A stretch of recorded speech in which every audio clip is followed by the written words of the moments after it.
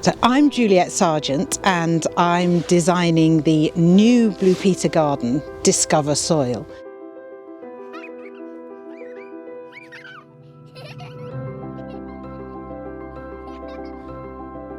So the idea of the garden is, as the name suggests, for children to have an opportunity to think more about soil. So I've come today to choose some rocks because there's going to be a rock feature in the garden. And what we're hoping to do is mimic really what you can see behind me, which is the natural striation of the rocks. They break up and crumble down, and then those crumbly bits of rock fall down to the bottom, they're ground down, and eventually they become the soil.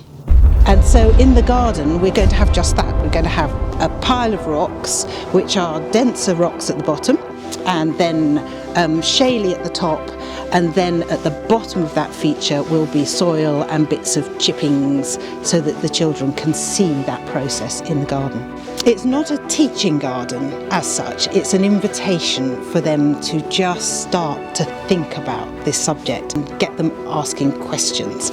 And one question that I think they will ask, or I hope they will ask, is where does soil come from?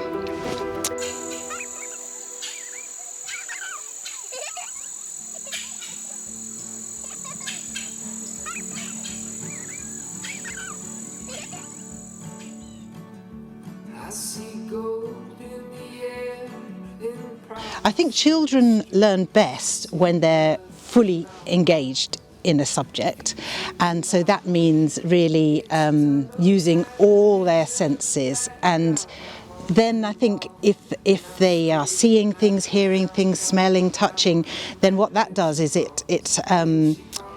it makes them think about things, but most importantly, I think it engages them emotionally, because when they're engaged emotionally, then they want to stay in the space and they want to just absorb everything that's there.